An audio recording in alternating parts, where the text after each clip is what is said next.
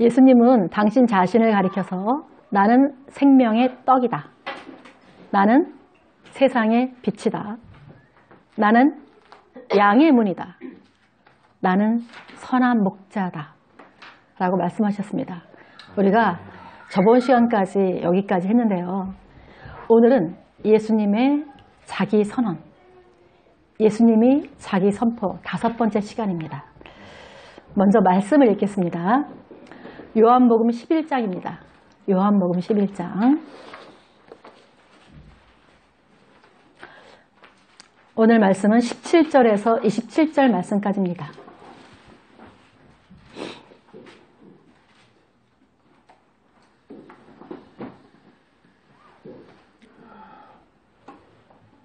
다 찾으셨나요?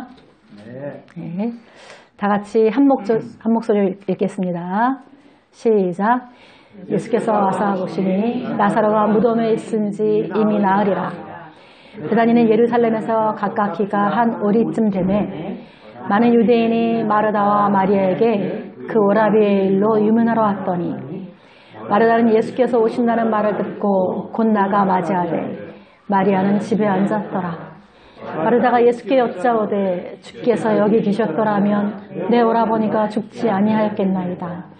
그러나 나는 이제라도 주께서 무엇이든지 하나님께 구하시는 것을 하나님이 주실 줄을 아나이다.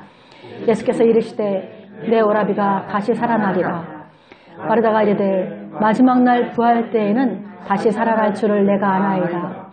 예수께서 이르시되 나는 부활이요 생명이니 나를 믿는 자는 죽어도 살겠고 무릇 살아서 나를 믿는 자는 영원히 죽지 아니하리니 이것을 내가 믿느냐.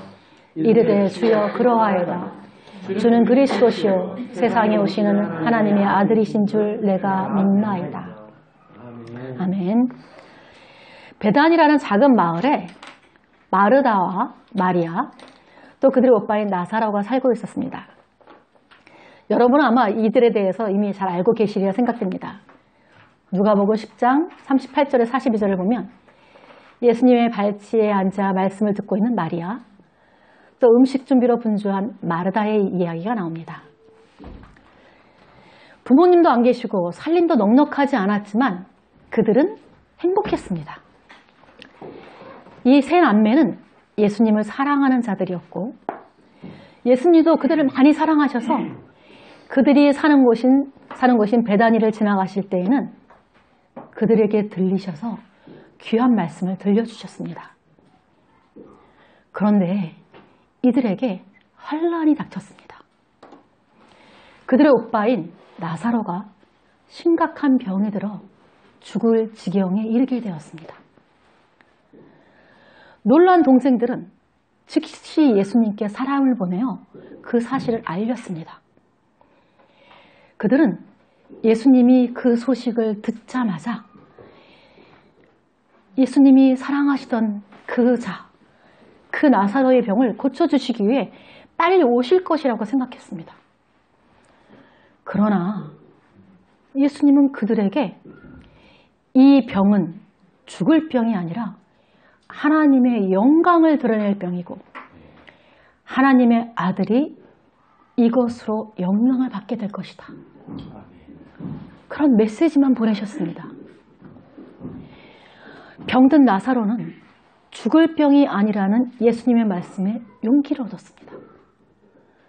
그렇지만 그의 고통은 줄어들지 않았고 그는 죽음을 맞이합니다.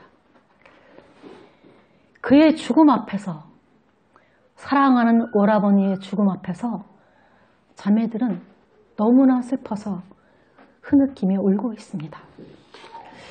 사랑하던 가족이 갑자기 죽음을 맞이하게 된다면 여러분은 어떻겠습니까?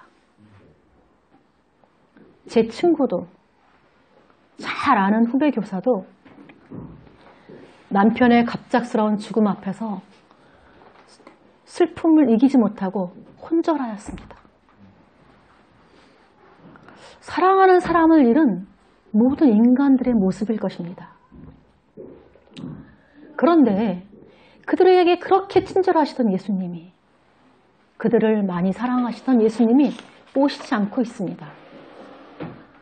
어째서 그렇게 지체하시는지, 오시는데 어찌 그리 오래 걸리시는지, 죽을 병이 아니라고 말씀하셨는데 예수님은 오시지 않습니다. 여러분, 예수님은 왜 이리 지체하셨을까요? 왜 이리 지체하셨을까요? 십자가에 못 박히시기 전 사랑하는 그 가족들에게 가장 귀한 선물을 하고 싶으셨습니다. 예수님이 그 가정에 주시려고 하는 가장 귀한 선물은 무엇일까요? 이 세상을 살아나가는데 예수님이 주시는 그 가정의 가장 귀한 선물. 여러분은 어떤 선물을 받고 싶으세요? 내 인생의 가장 귀한 선물. 각자마다 다 다르리라 생각됩니다. 근데 예수님이 이 가정에 주시고자 하는 선물은 이 세상을 살아나가는 데 가장 귀한 것입니다. 어떤 환난이 와도 두렵지 않은 것. 그것은 바로 믿음입니다. 삶과 죽음 앞에서도 흔들리지 않는 믿음. 바로 부활신앙입니다. 삶과 죽음을 넘어서는 부활신앙. 예수님은 이 선물을 제자들에게도 그리고 나사로의 집을 방문했던 많은 유대인들에게도 주고 싶어 하십니다.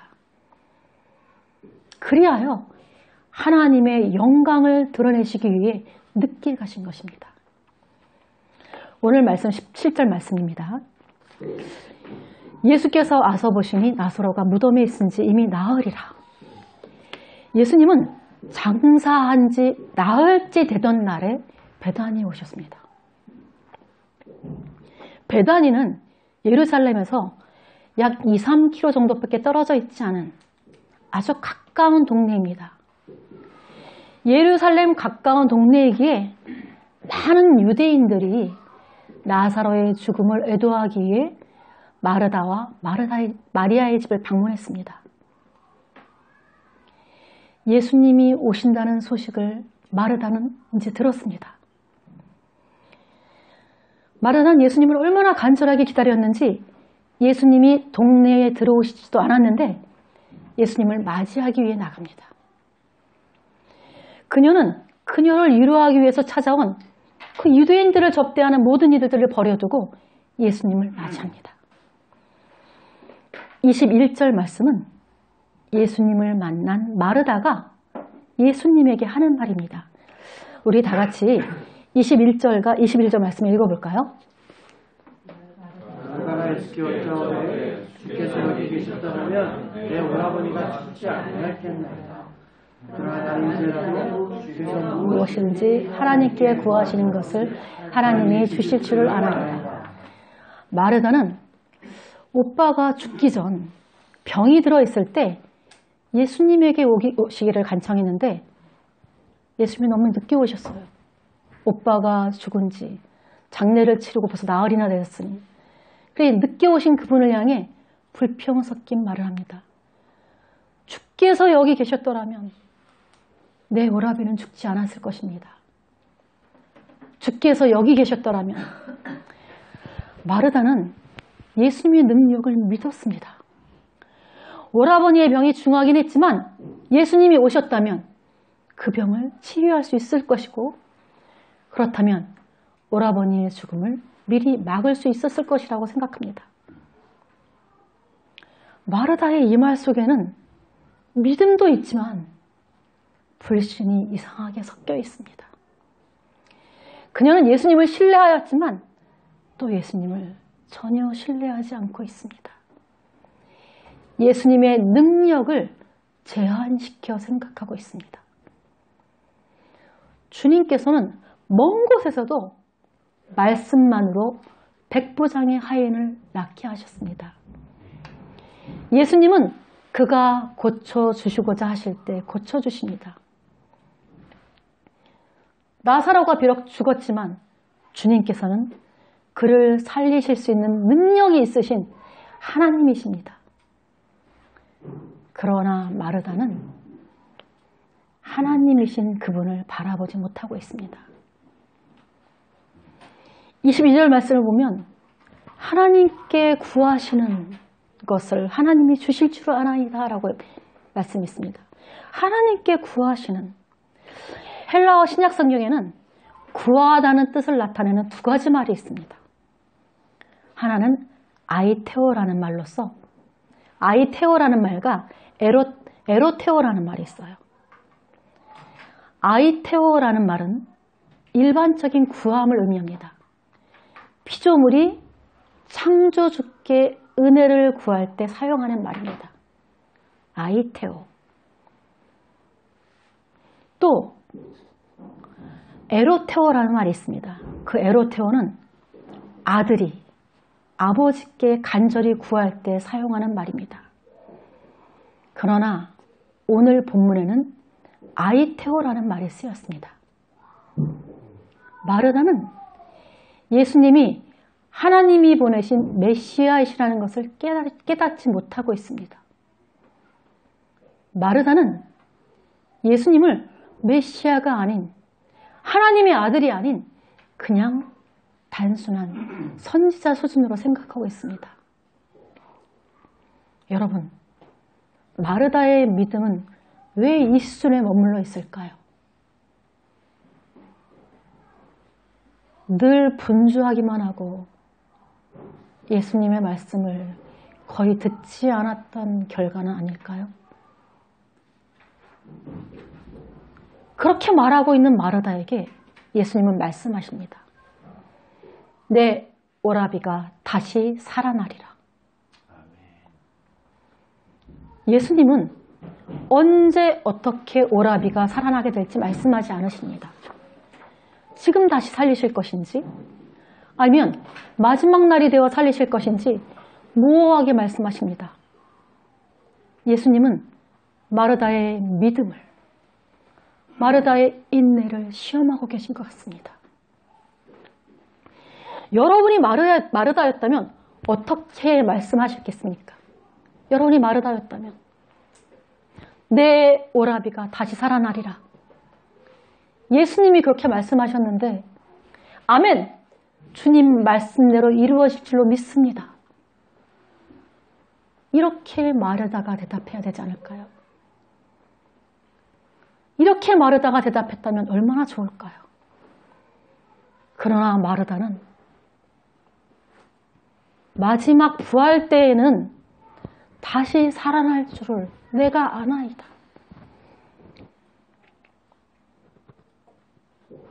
유대인들은 마지막 날 죽은 자들이 부활할 것이라는 소망을 가지고 있었습니다. 우리도 마찬가지죠. 우리도 마지막 날 부활할 것이라는 소망을 가지고 있습니다. 그러나 마르다의 이 말은 주님이 약속하셨으니 마지막 날 죽음 저 너머에 부활이라는 것이 일어나겠지. 그렇지만 지금 현재는 마르다는 부활이, 영원한 생명으로의 부활이 현재 그녀의 슬픔을 달래줄 만한 것이 못 된다는 듯이 말하고 있습니다.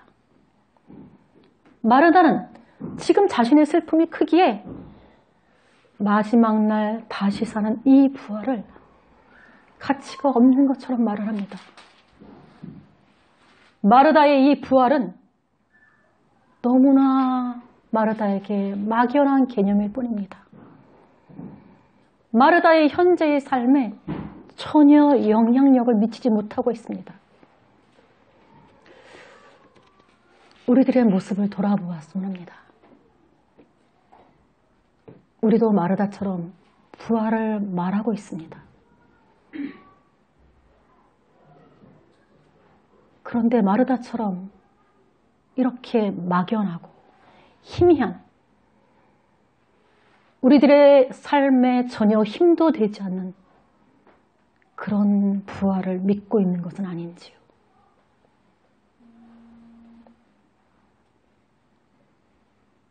자녀들에게 주시는 영원한 생명의 가치, 우리는 하나님이 선물로 주신 영원한 생명, 그 영원한 것들을 이미 다 가지고 있는 자들입니다. 그러나 그 가치가 얼마나 귀한지 실감하지 못하고 살아가고 있습니다. 그 가치를 체감하지 못하다 보니 세상의 것들이 더 귀해 보이고 세상의 것들에 마음을 빼앗길 때가 많습니다. 이미 다 주셨는데 그 부활을 현재에 살아가지 못하고 있는 우리들. 이 시간 마르다의 믿음의 가정을 주님이 어떻게 이끄시는지 그 여정을 따라가며 우리의 믿음을 재정립하는 귀한 시간이 되셨으면 합니다. 우리 다시 한번 마르다가 예수님께 한 말들을 살펴볼까요? 22절과 24절 말씀 제가 읽어드리겠습니다. 그러나 나는 이제라도 주께서 무엇이든지 하나님께 구하시는 것을 하나님이 주실 줄을 아나이다. 24절 마르다가 이르되 마지막 부활 때는 다시 살아날 줄을 내가 아나이다. 여러분, 마르다가 한 말의 공통점을 찾으셨나요? 마르다가 한 말의 공통점이 보이시나요? 지금은 끝났어요.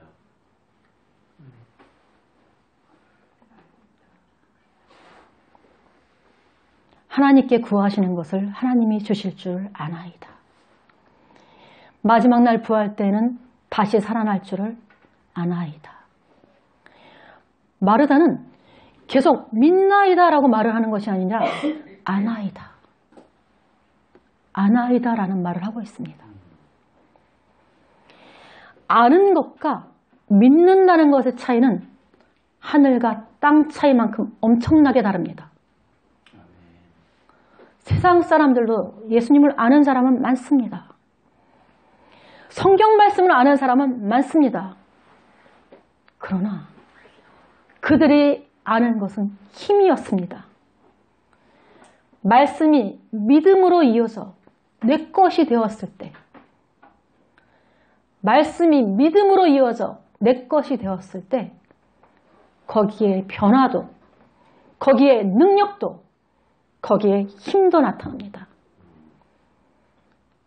말씀을 읽으면서도 나에게 변화가 전혀 나타나지 않고 있다면 나는 어떤 마음 자세로 하나님의 말씀을 읽고 있는지 돌아보아야 합니다. 전능하신 하나님이, 살아계신 하나님이 유일하게 우리에게 계시해 준 이 말씀을 나는 얼마나 소중하게 생각하고 있는지, 나는 얼마나 목숨처럼 귀중하게 생각하고 있는지 돌아보셨으면 합니다. 말씀 앞에서라는 찬양이 있습니다. 말씀 앞에서 하나님 말씀에 두려워 떠는 자, 그 말씀에 생명을 거는 자, 하나님 말씀에 운명을 거는 자, 순종하며 주 따라가는 자, 그 한 사람을 주님께서는 찾으신다고 하십니다. 지금 우리는요, 믿음은 그리스도의 말씀으로 말미암습니다. 믿음은 들음에서 나며 들음은 그리스도의 말씀으로 말미암습니다. 항상 작은 믿음으로 주님 앞에 죄송해하면서 말씀을 읽고 듣고 있는 저를 돌아보게 됩니다. 여러분, 무슨 일이 있어도 말씀 읽는 것을 놓치지 않는 저와 여러분이 되셨으면 합니다. 마르다의 믿음은 우리에게 시사해 주는 것들이 참 많습니다. 그럼 마르다에게 예수님은 말씀하십니다. 나는 부활이요 생명이니. 나는 부활이요 생명이니. 예수님의 자기 선언, 예수님이 당신에 대한 선포 5번째 말씀입니다. 인간을 가장 두렵게 하고 절망에 빠지게 하는 것이 죽음인데 주님은 그 죽음조차도 주님 뜻대로 다루시는 하나님이십니다. 죽음에서 살리시고 또 그들에게 영원한 생명을 부여하실 수 있으니까요. 예수님은 내가 부활의 원인이고 내가 부활을 일으킬 수 있는 자다. 그렇게 말씀하시는 것이 아닙니다. 그보다 훨씬 더 강력하게 예수님 자신이 부활 그 자체이고 예수님 자신이 생명 그 자체이다라고 말씀하고 계십니다. 예수님은 마르다에게 먼 장래가 아닌 바로 지금을 바라보게 하십니다. 현재의 축복을 말씀하고 계십니다. 멀리 떨어진 마지막 부활에 대한 생각에서 벗어나 지금 이 순간에도 부활이요 생명이신 예수님 자신을 신뢰하라고 말씀하십니다. 모든 능력이 하나님이신 예수님 자신으로부터 나옴을 강조하고 계십니다. 주님은 마르다의 오빠인 나사로를 곧 살리실 것입니다. 그러나 그 전에 마르다로 하여금 주님이 어떤 존재이신지, 아니 그가 누구이신지 알게 하려 하셨습니다. 예수님의 부활은 그분이 참 인간으로 이 땅에 오셨음을 확인시켜주는 사건입니다. 예수님의 부활은 그가 또 사망에 매여 있을 수 없는 참 하나님이심을 보여주신 사건입니다. 예수님은 부활의 첫 열매이십니다. 고린도전서 15장 20절 말씀입니다. 그러나 이제 그리스도께서 죽은 자 가운데서 다시 살아나사 잠자는 자들의 첫 열매가 되셨도다. 예수님은 당연히 부활의 원인이십니다. 죽은 자들이 마지막 날에 하나님의 아들의 음성을 듣고 부활하게 될 것입니다. 나를 믿는 자는 죽어도 살겠고 죽었어도 살겠고, 여기서의 살겠고는 현재 분사입니다. 계속 살 것이라는 뜻입니다. 죽었어도 나를 믿는 자는 계속 살 것이다. 이 말씀은 믿는 자에게만 해당되는 말씀입니다. 믿는 자는 죽었어도 다시 삽니다. 예수님을 바라보고 예수님에게 자기 스스로를 맡기는 자는 누구든지 비록 죽는다고 하여도 다시 살아나서 영원히 살게 될 것입니다. 영원한 생명을 가졌기에 육신의 생명이 끝났더라도 죽었더라도 그것은 부활의 생명에 이르는 그날까지 잠이 든 것에 불과합니다. 예수님은 죽은 자들이 마지막 날에 부활해서 회복해야 될 그 생명, 그 후에 뒤따르게 될 영원한 생명의 근원입니다. 그 영원한 생명의 원인이십니다. 이 권능이 예수님에게 있으므로 마지막 날이 아니라도 현재에도 예수님은 자신이 원하기만 한다면 죽은 자들을 다시 살릴 수 있습니다. 무덤 속에 있는 자들을 일으키시는 그 예수님이 지금 마르다의 오라버니를 살리시는 것은 너무나 쉬운 일입니다. 무릇 살아서 나를 믿는 자는 영원히 죽지 아니하리니. 살아서 나를 믿는 자, 살아있는 자가 예수님을 믿으면 예수님은 그들은 결코 죽지 않게 될 것이라고 말씀하십니다. 이 말씀은 우리의 몸이 영원히 죽지 않고 산다는 말씀이 아니라 우리의 영혼이 죽음을 맞이하지 않는다는 말씀입니다. 더 이상 죽음이란 것이 우리를 지배하지 못한다는 말씀입니다. 죽음이 지배하지 못한다. 몸은 죄로 인하여 죽게 되겠지만 그 영혼은 의로 말미암아 살게 될 것입니다.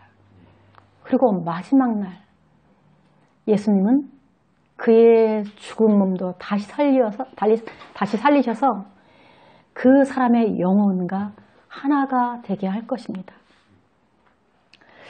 우리 다시 한번 예수님의 이 위대한 선언, 저는 위대한 선언이라고 감히 말씀드립니다. 위대한 선언입니다. 25절, 26절 그 말씀을 다시 한번 읽어보겠습니다. 우리 25절, 26절 다시 한번 같이 읽어보겠습니다. 시작. 예수께서 이르시되 나는 부활이요 생명이니 나를 믿는 자는 죽어도 살겠고 그 살아서 나를 믿는 자는 영원히 죽지 아니하리니 이것을 내가 믿느냐.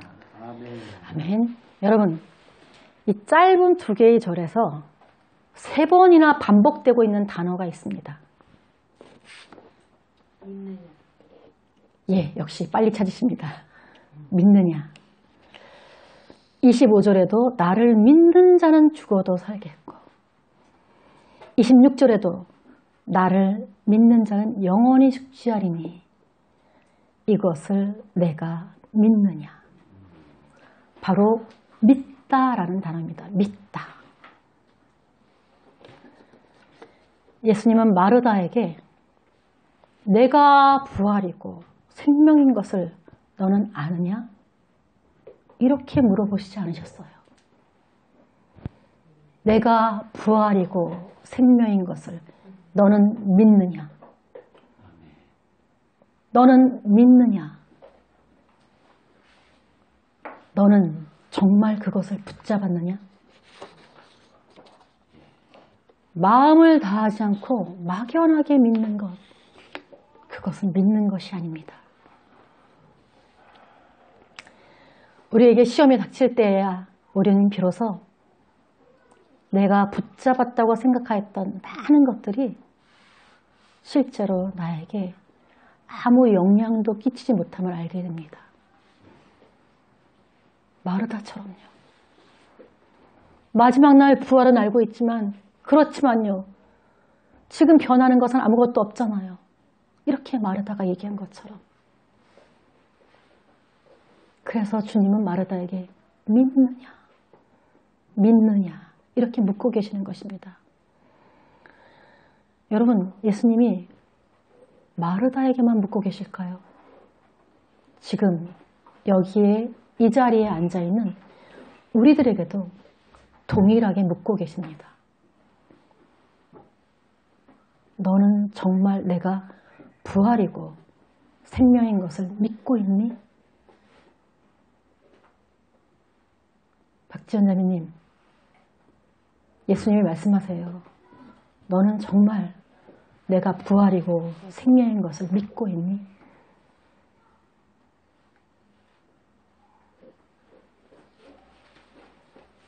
다시 한번 묻겠습니다. 고개를 끄덕끄덕 하셨는데 너는 부활 생명을 살아가고 있니?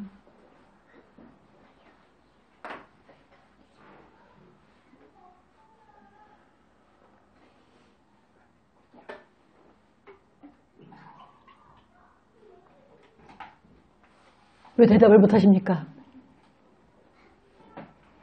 부활이고 생명인 것을 믿고 있다.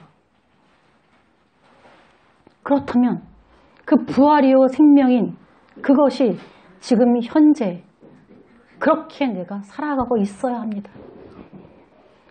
예수님이 계속 말씀하시는 건 그겁니다. 너는 막연한 미래의 부활을 얘기하지만 내가 지금 현재 부활이고 생명이다. 현재 이 시점에서 내가 사용할 믿음이란 것이 정말 있는 거니?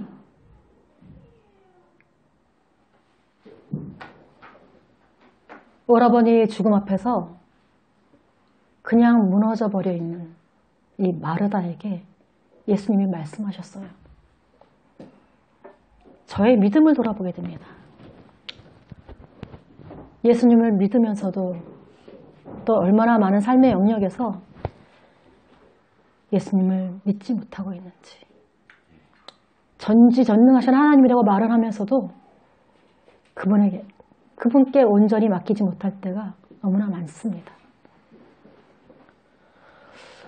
저는 사실 이 말씀을 일찍 준비를 했는데 계속 이 마르다의 믿음이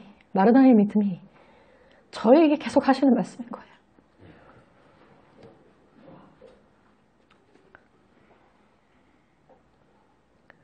정말 주님, 우리에게 믿음을 더하여 주옵소서. 어떤 환난에도 넘어지지 않을 수 있는 그 강력한 믿음을 주시옵소서. 부활신앙이 막연한 것이 아니라 지금 현재 나의 삶이 부활이고 생명이게 하옵소서.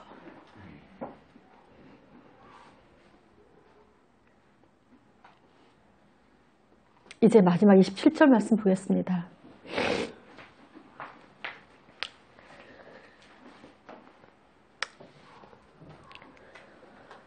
이르되 주여 그러하이다. 주는 그리스도이시요 세상에 오시는 하나님의 아들이신 줄 내가 믿나이다.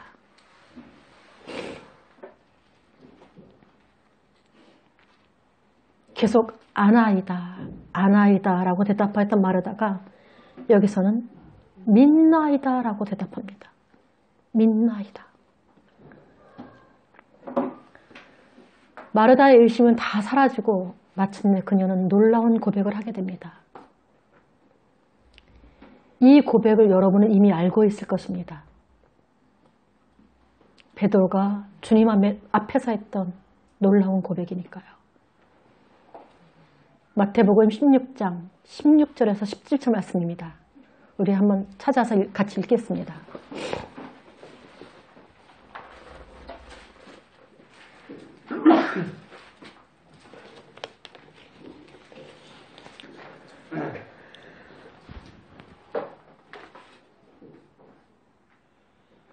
다 찾으셨나요?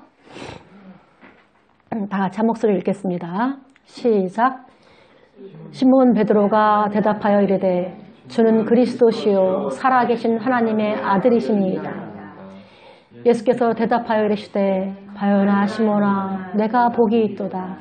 이를 내게 알게 하니는 이 혈육이 아니요 하늘에 계신 내 아버지시니라.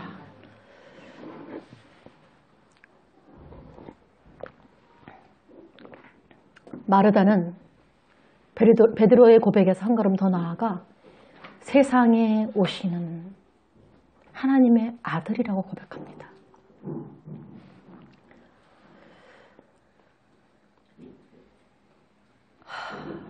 많은 주석서들이 마르다의 이 고백을 높게 평가하고 있습니다. 예, 사실 그렇게 고백하는 마르다의 믿음은 대단한 것입니다.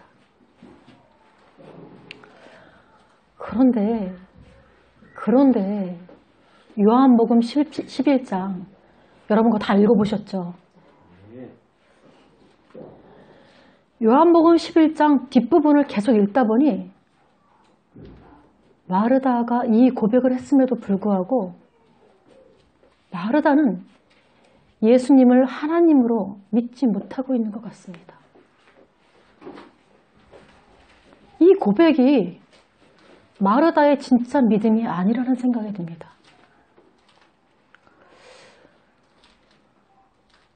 성경 말씀은 문맥을 통해서 봐야 되는데 그녀는 믿는다고 고백했음에도 11장 39절 말씀을 보면 예수님을 실제로 믿지 못하고 있는 듯합니다. 11장 39절 40절 말씀을 보겠습니다. 저는 그래서 여러분에게 같이 좀 말씀을 듣고 싶어요. 마르다의 이 놀라운 고백을 내가 깎아내려서는 안 되는데 11장 39절 40절 말씀입니다. 예수께서 이르시되 돌을 옮겨 놓으라 하시니 그 죽은 자의 누이 마르다가 이르되 주여 죽은 지가 나흘이 되었음에 벌써 냄새가 나나이다. 예수께서 이르시되 내 말이 내가 믿으면 하나님의 영광을 보리라 하지 아니하였느냐 하시니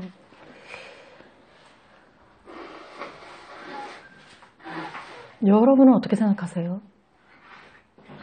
화시성 형제는 어떻게 알고 계세요? 마르다의 이 고백? 현실을 직시하는. 현실을 직시하고 있는 것 같다. 그 고백은 진짜 하나님이심을 믿고 있는 고백이다. 그렇지 않은 것 같아요. 그렇지 않은 것 같다. 저도 그래서 계속 이 말씀을 읽어봤어요. 몇 번을 읽어봤는데 마르다는 예수님이 나사로의 시체를 그냥 보려고 돌을 옮기라고 하시는 것으로 알고 있어요. 근데 베드로도 그렇게 고백했지만 부인 있잖아요. 맞아요. 네. 베드로의 그 고백도 그랬으면 끝까지 믿음으로 나갔어야 되는데 그러지 못했거든요. 그녀는 이렇게 말하고 있는 것이랑 마찬가지예요. 벌써 냄새가 나는데 돌을 옮겨보았자 아무 소용이 없습니다. 이렇게 얘기하는 거가 마찬가지예요. 돌을 옮겨 놓으라 이렇게 얘기하시니까 벌써 냄새가 나나이다. 아무 소용 없습니다. 이렇게 얘기하고 있는 마르다예요.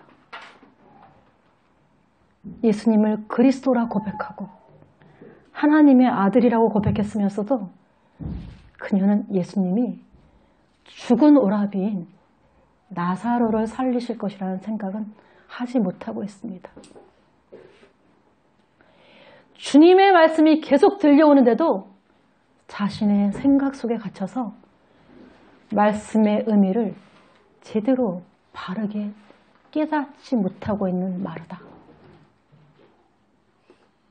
가나의 혼인잔치 때 그 하인들만도 못한 믿음인 것 같아요. 그때 예수님이 그 항아리에 물을 다 가득 채워라. 하인들이 다 가득 채우고 그 다음에 떠서 연회장에게 갖다 주라. 그냥 갖다 준단 말이에요. 맞아요. 이걸 갖다 주라고요? 이 물을? 이렇게 얘기하지도 않고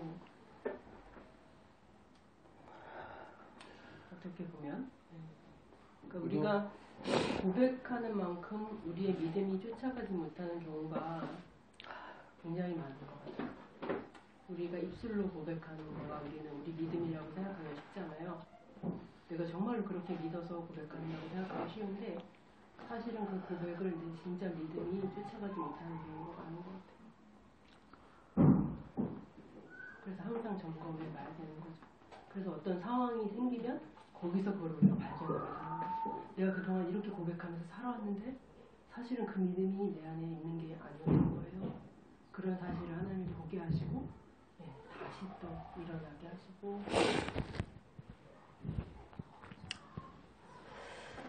글쎄요. 마르다의 모습을 보면서 저는 이게 저의 모습이고 또 여러분의 모습이라는 생각이 들었습니다. 믿음의 고백들은 그럴싸하게 잘하면서 주는 그리스도시요 살아계신 하나님의 아들이십니다. 기도할 때 제가 얼마나 많은 고백을 했는데 전능하신 하나님, 시공간을 초월하신 하나님, 사랑이신 하나님 그렇게 입술로는 고백하면서 우리는 하나님의 능력을 끊임없이 제한하고 있습니다. 이러한 불신이 하나님의 영광을 바라보지 못하게 합니다. 장애물은 우리의 연약함이 아닙니다. 우리의 불신앙입니다. 예수님은 마르다에게 말씀하십니다. 믿으면 하나님의 영광을 보리라. 예수님은 죽어서 냄새가 나는 도폐되어 썩어가고 있는 나사로를 살리십니다. 큰 소리로 나사로야 나오라 이렇게 부르시니 죽은 나사로가 수족을 배로 동인 채로 나옵니다. 오라버니가 자신의 눈앞에서 살아서 걸어 나오는 그 현장을 지켜보던 마르다. 마르다는 어떤 마음이 들었을까요? 자신의 작은 믿음이 한없이 참 많이 부끄러웠을 것 같습니다. 성경 말씀에 나와 있지 않지만 마르다는 부활이요 생명이신 예수님을 온전히 믿게 되었을까요? 우리가 이번 11장 말씀을 봤는데 12장을 보면요. 마리아는 자기가 가지고 있는 가장 비싼 향유를 주님의 발에 부어 주님의 장례를 준비합니다. 그러나 마르다는 여전히 일을 합니다.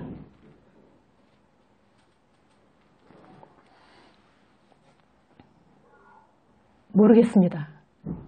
그래서 말씀을 준비하면서 천국에 가서 내가 마르다를 볼 수 있을까? 그런 생각을 했습니다. 왜 12장에도 마르다는 일을 하고라고 써 있을까? 그런데 저는 그렇게 믿고 싶습니다. 똑같은 모습을 보이고 있지만 이제는 마르다가 이 부활이요 생명이신 예수님을 온전히 믿게 되지 않았을까? 저희들의 믿음의 여정도 마찬가지잖아요. 조금 전에 인자매님이 말씀해 주셨던 것처럼 말로는 고백하면서 실제 고난이 닥쳤을 때, 환난이 닥쳤을 때 정말 내가 고백했던 그 믿음이 나에게 실제였나?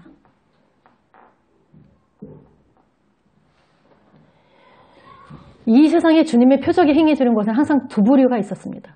두 부류. 예수님을 믿는 자와 믿지 않는 자로. 이곳에서 죽은 나사로가 사는 것을 본 많은 유대인들은 예수님을 믿었습니다.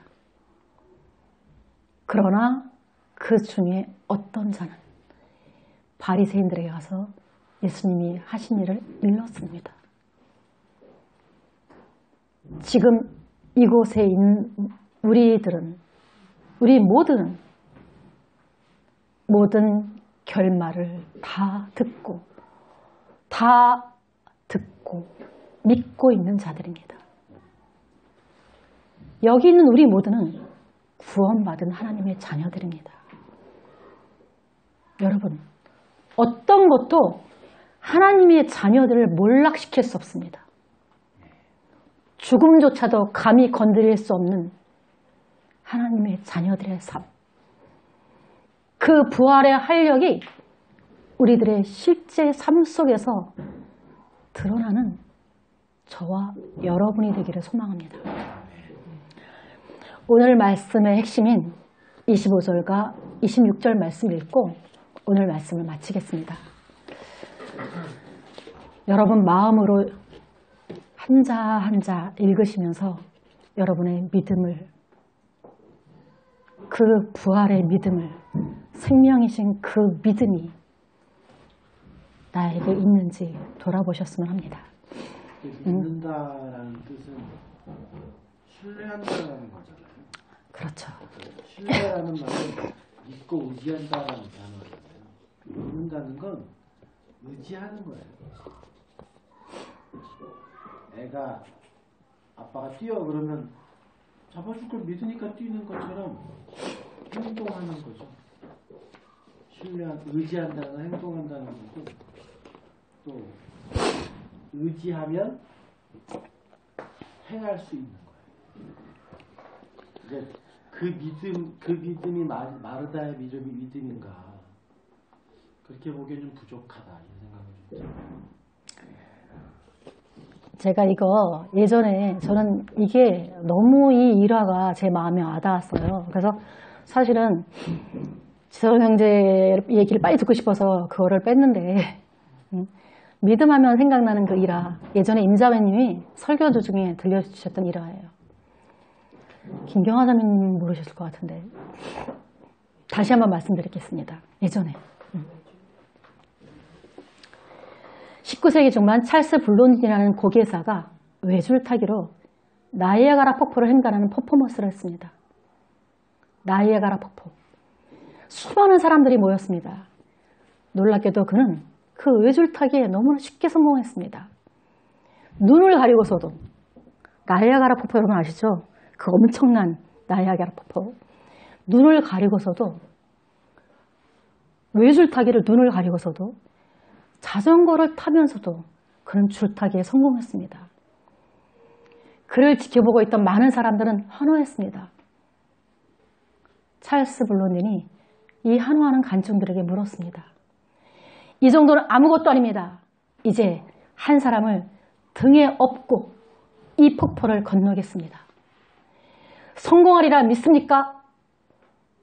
사람들의 반응이 어떨까요? 완전히 환호했습니다. 당연히 믿습니다. 당신을 믿습니다.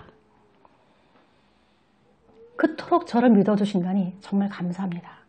그렇다면 누가 저의 등에 올라타고 저와 이 계곡을 건너시겠습니까? 누가 저의 등에 올라타고 저와 이 계곡을 건너시겠습니까? 일순간 정적이 흘렀습니다. 아무도 손을 들지 못했습니다. 결국 블론디는 친구이자 매니저인 해리에게 가서 자네도 나를 믿지 못하나? 라고 물었습니다. 그러자 친구는 믿고 말고 라고 대답하며 그의 등에 올라탔습니다. 그들은 무사히 나이아가라 폭포 계곡을 건넜습니다. 믿기는 하는데 이들이 다 같이 한호하며 했던 말이 뭐였어요? 당연히 믿습니다. 당신을 믿습니다. 믿기는 하는데 타지는 못하겠다. 그것이 과연 믿음일까요? 믿는다고 말만 하고 전혀 신뢰하지도 않으면서 믿는다고 말할 수 있을까요? 내가 지식적으로 아는 것, 나의 희망사항, 그것은 믿음이 아닙니다. 나를 움직일 수 없는 믿음은 결코 믿음이 아닙니다. 참 믿음만이 나를 변화시키고 능력이 나타나게 합니다. 그래서 야고보서 2장 26절 말씀에는 영혼 없는 몸이 죽은 것 같이 행함이 없는 믿음은 죽은 것이니라. 우리들의 믿음을, 사실 저는 이 말씀이 정말 부활에 대한 말씀을 더 강력하게 전해야 되는데, 저는 그 마르다의 믿음의 가정, 이 믿음이라는 것이 계속 저를 찔렀습니다. 그래서 오늘 믿음에 관한 말씀으로 더 많이 말씀을 드렸는데요. 오늘 말씀 25절, 26절 말씀 다 같이 읽으심으로 오늘 말씀 마치겠습니다. 25절, 26절 말씀입니다. 다 같이 읽겠습니다. 시작. 예수께서 이르시되 나는 부활이요 생명이니 나를 믿는 자는 죽어도 살겠고 무릇 살아서 나를 믿는 자는 영원히 죽지 아니니 이것을 내가 믿느냐.